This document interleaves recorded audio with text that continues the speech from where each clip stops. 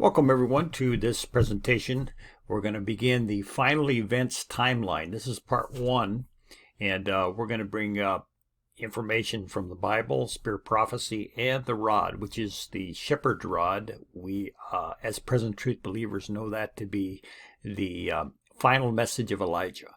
So we're going to put these different references together and come up to a clear conception of final events, and particularly the final event timeline. As we mentioned in our prior video presentation about the loud cry, is that something has been broken for many, many decades, which started after the prophet had passed away in 1955, that infiltrators came in and started to mess with the teachings, and therefore the final event timeline has been misconstrued or disjointed or non-harmonized because of these infiltrators. And they've brought in particularly the new codes as the heart of many of these problems. So we hope to make clarity in this final event timeline, and you'll be blessed. Praise the Lord that we will put together this comprehensive study for you. So before you begin, we ask that you kneel and pray, claim the promise of John 16:13, and he shall guide us into all truth. Let's begin.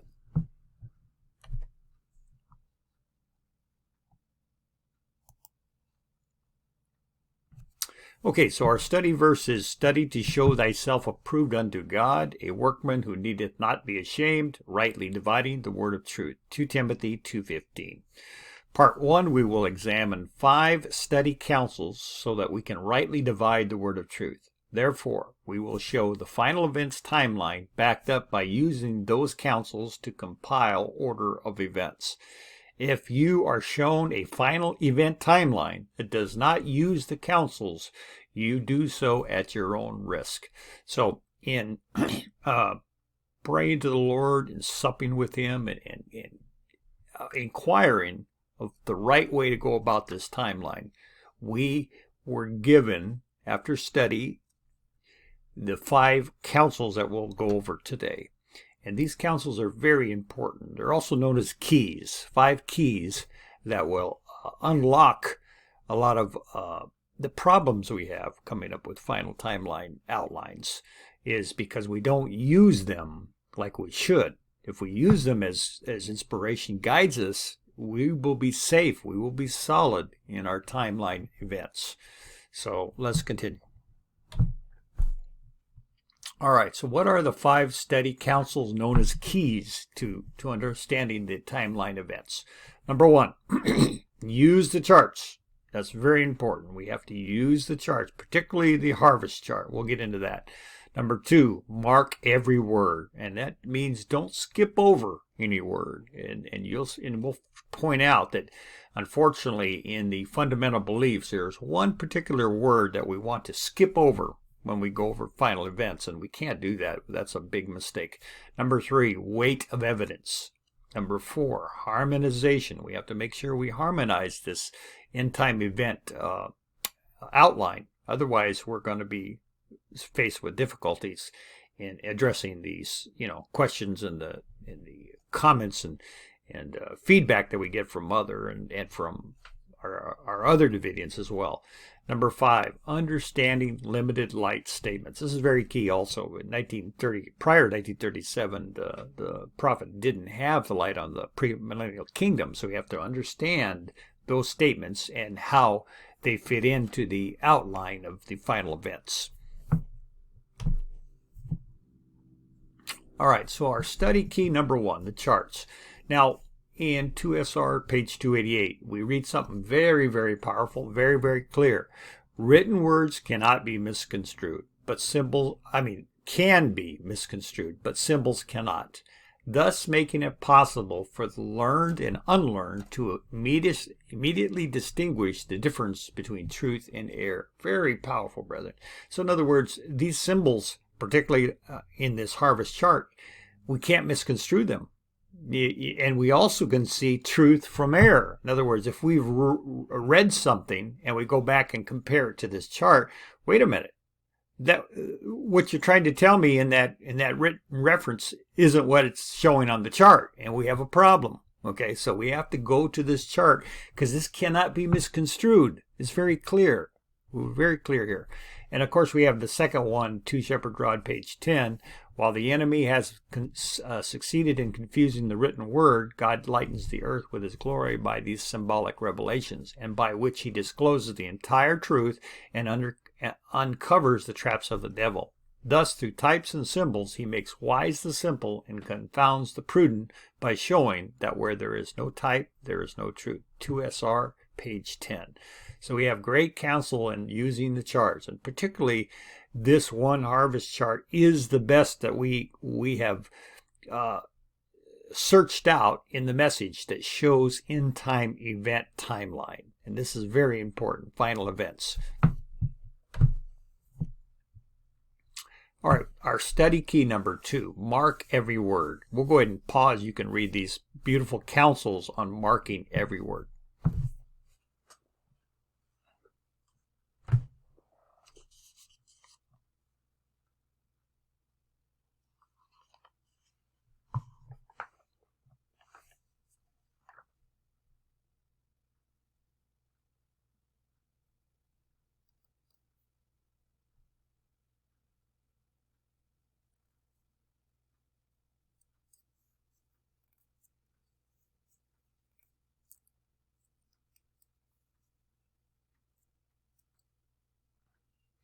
All right, so we see 5 particular references that we can use to back up this study key number 2.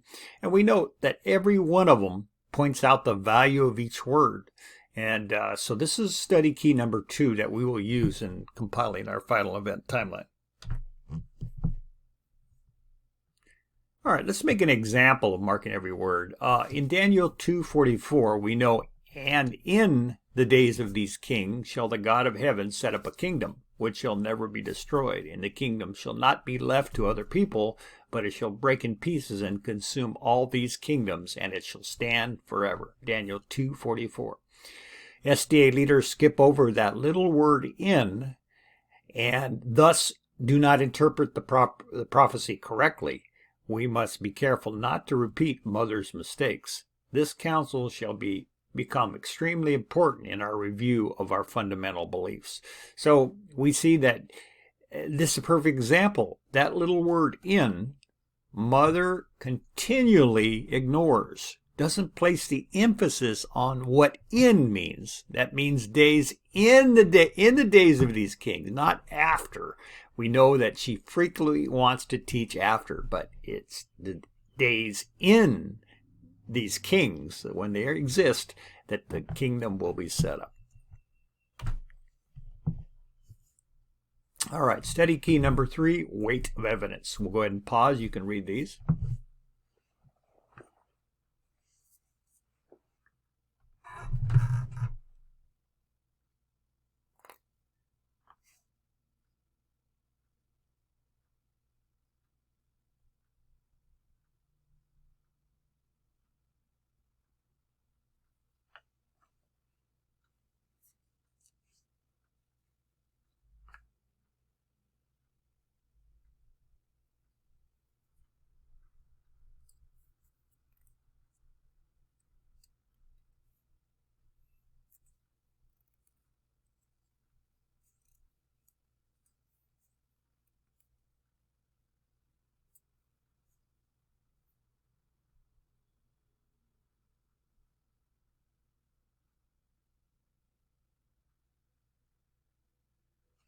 Okay, so we see a preponderance of references here that show that the weight of evidence is very key to understanding the particular doctrines and subjects of the of the message that we want to study.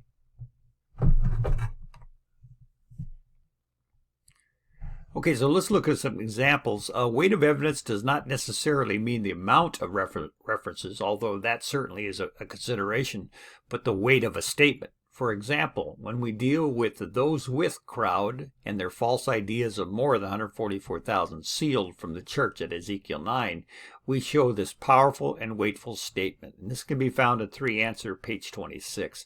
notwithstanding the fact that in the closing work for the Seventh-day Adventist denomination, only 144,000 are to be sealed, according to Testimonies, Volume 3, page 266. The word fact cannot be misconstrued and is extremely weightful. When they bring the few quotes that seem to show more, they are either wrestled from their context or misread, and are much more limited in amount than those that show only 144,000. The weight of evidence clearly shows only one view in this matter. So here's a perfect example, brethren, of the weight of evidence. When you go with the doctrine of 144,000 sealed at Ezekiel 9, you know that those with crowd continually stick up for the minority weight. They don't go with the majority of weight. They go with the minority, and they base their final belief on the minority. And you see, that's a big mistake, because they are ignoring the weight of evidence, the majority, the weight of evidence.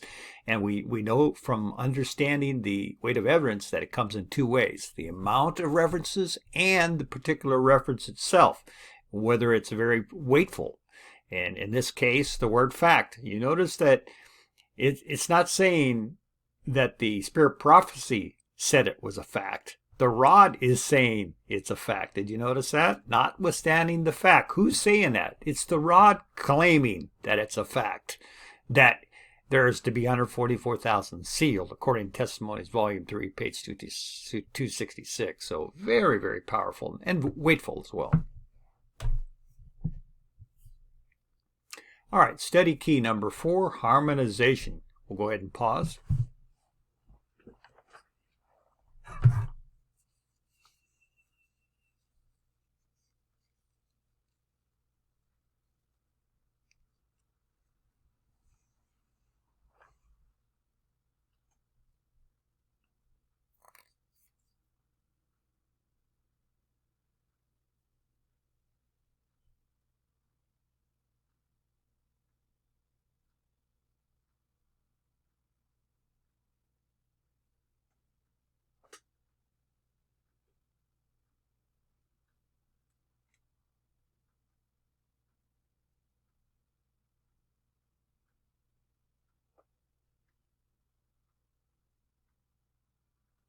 Okay, so we see here that it's very, very important that we harmonize. And what I find particularly interesting is that it says that he will seek to make his final analysis in such a way as to be in perfect harmony with all of them, or else confess he does not have the light on the subject.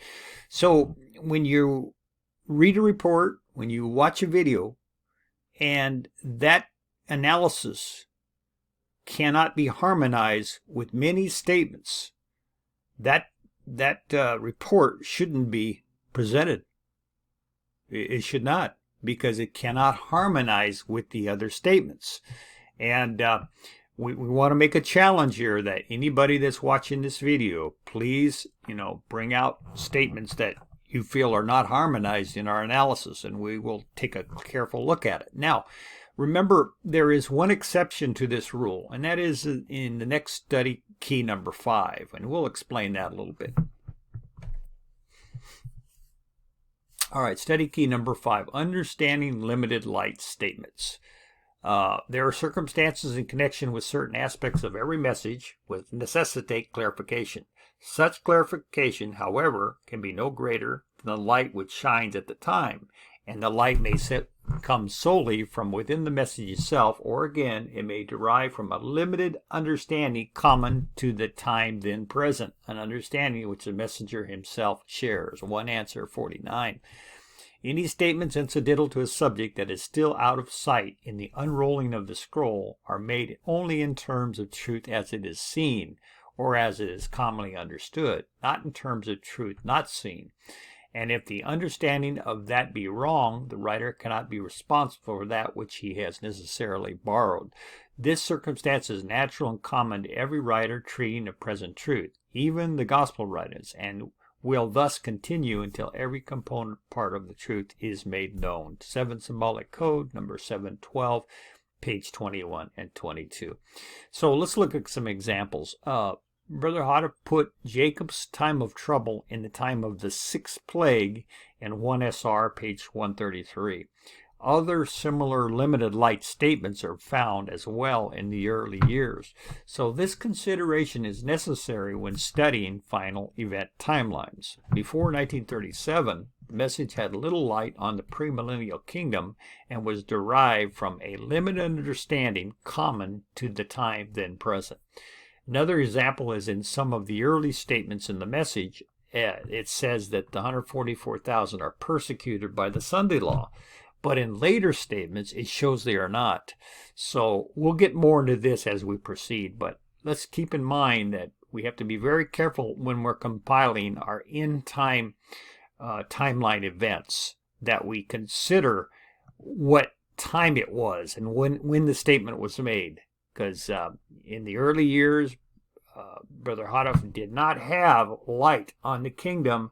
Therefore, when you read some of the event timeline comments or references in the early years, they might necessarily be accurate because he was going with a understanding common to the time then present. This is the rule that is the exception to the harmonization rule. And so obviously we can't take Shepherd Rod Volume 1, page 133, and harmonize that with the rest of the message. It's impossible because it's something that it was limited light and he was borrowing from the understanding then present. And so let's keep this rule in mind. These are the 5 main keys that we're going to use, and it will help us to get this timeline. All right, so 2 areas in our study that we'll go over in parts 2, probably parts 3, is that we have to consider the harvest chart and the fundamental beliefs. Those are 2 of our main go-to areas of the message that we're going to concentrate on. But why the harvest chart? As we learn, words can be misconstrued, whereas symbols cannot. Therefore, the timeline must harmonize with the harvest chart. How do we know the harvest chart is to be used to show final events timeline? Well, we know that from the Hunter's Manual, page 12. And look at the year that was, 1953, towards the end of the unrolling of the scroll of the Elijah message. All right, what do we find on page 12? Well, we find that in the presentations, when we talk about the beast, it says number 7. And we use the scriptures, and we use the charts, and we notice that the chart to use, in addition to the world's history and prophetic symbols, is the harvest period chart. Okay, so this is very, very key to knowing that this harvest chart is to be used in presentations when we talk about the beast. Now, notice in point D, it says point to stress. And look what it says, that these events, one following the other, are to separate the church from the world as a shepherd separates his sheep from the goats. So this is so powerful, brethren, because we know in the very end of the message, the prophet is still telling us to use the harvest period chart. Why? Because we have to point out that these events are one after another. The unscrolling of the Elijah message towards the end of 1953 confirmed that the harvest chart is to be used to point out events one following the other. All right, so when we go to the harvest chart, events one following the other, we have to make sure that we understand. Let's start from the very end here. This is the fire coming down from heaven, Revelation 29, and then the short 100-year period here. And then we have the millennium, which is the time in heaven, the saints, 1,000 years. And then, of course, we have the brightness of his coming, destroying the Pope and all the other wicked ones that are alive at that time. And prior to that, we have the 7 last plagues. And now we know that everything so far is in a timeline, right? We can't take this 100 years and put it over here in the 7 plagues. That'd be ridiculous. We have to follow along with the timeline. It's clearly showing a path, and that path is giving us a timeline. So we have here the beast and the false prophet being cast alive. And then, of course, we have here where they shall eat her flesh in Revelation 17:16. Again, these are all following one after another. And then we have the woman sitting on the scarlet-colored beast. Now, this is the final phase of the Sunday law. Okay, so we have prior to that, notice we have prior to that, the false prophet with the two-horned beast joins together. Now, this happens, an event that's prior to the woman on the scarlet-colored beast. Then we have the one prior to the false prophet and the two-horned beast, and that's the church federation. That happens prior to these other ones. And then we have the sealing, which is the great gigantic war in Ezekiel 9, happens prior to the church federation. And then we have the sealing message from 1929 to the Ezekiel church judgment of the sealing of the 144,000. So everything is perfectly aligned and in harmony and showing one event following the other. So this is what we're going to teach. This is what we're going to show as our final timeline event report comes out, where we're going to go into a next part 2, where we're starting to get into the actual written word and the charts and fundamental beliefs and everything that you need to know to know how the final events are going to happen. So we hope you've been blessed, and this is part 1. We'll continue with part 2 very soon. Until then, may the Lord continue to guide you into all truth. Amen.